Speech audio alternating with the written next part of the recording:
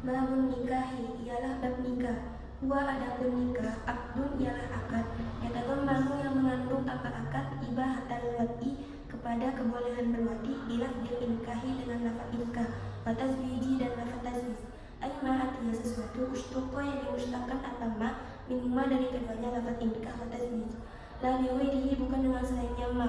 Falisa oleh karena itu tidak ada lana bagi dalam akdun apa akad yang tasu yang khusus apa akad dihurufin dengan huruf-huruf maksud yang ditentukan. Illal kitabah kecuali akad kitabah, wassalamah dan akad salam, dan nikah dan akad nikah. Bahwa dan ada nikah hakikatun ialah hakikatnya fil akdi untuk akad, majazun ialah majaz fil wati untuk berwati. Bisihatin nafi nikahi karena sahnya menafikan nikah anil wati dari berwati. Sunnah disunahkan ay nikah artinya apa nikah bermakna tajawuzi dengan makna nikahkan. Kita ingin bagi orang yang ingin lalu bagi nikah bitawakoni sebab sangat ingin nyaman milwati kepada berwati, walau khusyan sekalipun dikebiri atau mustagolan atau disibukkan bil ibadati dengan ibadah. Qadirin yang mampu ala uhbati nikahi atas biaya nikah min mahri mislin berupa mahar misal bagi suatu pasti tamkini dan pakaian di musim tamkin, wanafaqati yaumihi dan nafaqah harinya tamkin, walailatihi dan malamnya tamkin. Wahai sunu riba, dan sekiranya disunahkan apa nikah, kuriha maka dimakruhkan tanpu apa meninggalkan nikah. Wajibu dan wajib apa nikah bin nadri sebab nadar la yukhawwafu hal dikhawatirkan azina apa zina.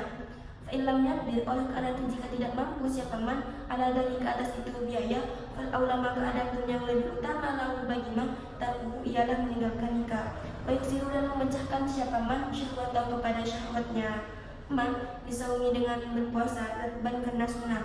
Fa'ilam kasar oleh karena itu jika tidak terpecah apa syahwat disaungi dengan berpuasa, harum maka haram kesuha apa memecahkan syahwat minahul kafuri dengan semisalnya kafur. Balakan tapi ia tajawazu menikah siapa man. Fa'inat afa oleh karena itu jika melipat ganda syahwat atau apa syahwat walam yudhibha dan tidak bisa menghilangkan siapa man kepada syahwat, kuriha maka makruh apa nikah. Wasunnah dan disunahkan nadhuru kullin apa melihat tiap-tiap minar rajuli dari laki-laki wal mar'ati dan perempuan al-akhara kepada yang lain ghairu auratin yakni selain aurat bila masih syai'in tanpa menyentuh sesuatu minhuma dari keduanya rajul wa mar'ah. Waya dan ada pun aurat minal hurati dari perempuan merdeka ghairul wajhi ialah selain wajah wal kaffaini dan kedua telapak tangan min ru'usin dari ujung-ujung di asabi'a bagi jari-jari dari mu'i sampai pergelangan tangan. Apanya dohran yakni bagian luarnya wabatan dan bagian dalamnya. Lidala latil wajhi karena untuk menunjukkannya wajah alal jamali atas kecantikan, wal kaffaini dan kedua telapak tangan ala husnil badani atas kesuburan badan. Pemiman dan termasuk dari orang fiha yang ialah di dalam aurat rikun ada budak ma'adama selain sesuatu baina suratiha yang berada di antara pusatnya man warukbatiha dan lututnya man. Pasal bab ini menjelaskan tentang nikah. Nikah secara istilah yaitu akad yang mengandung legalitas berwati dengan menggunakan redaksi nikah dan tazwij. Artinya lafaz-lafaz yang dimusnahkan dari lafaz nikah dan tazwij, bukan dengan selainnya lafaz itu. Oleh karena itu bagi kami Syafi'iyah tidak ada akad yang khusus yang menggunakan lafaz-lafaz khusus kecuali akad kitabah, akad salam dan akad nikah. Berarti tiga akad ini harus menggunakan lafaz-lafaz khusus. Tadi kan nikah secara istilah. Nikah secara bahasa itu mempunyai dua makna. Yang pertama makna hakikat dan makna majaz. Makna hakikatnya itu akad, sementara makna majaznya itu berwati. Kenapa makna majaznya itu wati? Karena nikah tetap sah meskipun tanpa adanya wati. Orang yang layak untuk menikah itu hukumnya sunnah. Dikatakan layak ketika orang tersebut sangat ingin untuk berwati meskipun dia adalah orang yang dikebiri atau orang yang sibuk dengan beribadah.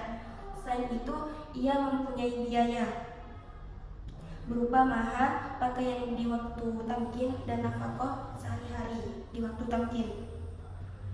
Ketika nikah itu sunnah, ketika hukum nikah itu sunnah, maka ia dimakruhkan untuk meninggalkan nikah. Nah, tadi kan nikah itu disunahkan bagi orang yang layak untuk menikah. Kapan nikah itu wajib? Ketika dinadarkan dan khawatir adanya zina. Gimana kalau ia tidak mampu atas biaya nikah? Maka yang lebih utama ia meninggalkan nikah dan disunahkan berpuasa sebagai bentuk untuk menahan syahwat. Dan gimana kalau misalnya dia sudah berpuasa tapi syahwatnya itu tidak bisa ditahan, maka baginya haram menahan syahwat dengan menggunakan niat kafur, tapi dia harus menikah. Dan gimana juga kalau seandainya syahwatnya itu berlipat ganda dan dia tidak bisa menghilangkan syahwatnya, maka hukum nikah itu menjadi makruh. Bagi laki-laki dan perempuan, ketika ia ingin menikah, ia juga disunahkan untuk melihat selain auratnya tanpa menyentuh sesuatu. Auratnya dari perempuan yang merdeka itu selain wajah dan kedua telapak tangan, baik anggota luar maupun dalamnya. Kenapa harus wajah dan kedua telapak tangan? Karena kalau wajah itu untuk menunjukkan kecantikan atau kebagusannya, sementara kalau kedua telapak tangannya itu untuk kesuburan badannya. Dan gimana kalau misalnya orangnya itu budak, maka yang tidak boleh dilihat itu hanya berada di antara pusat dan lututnya.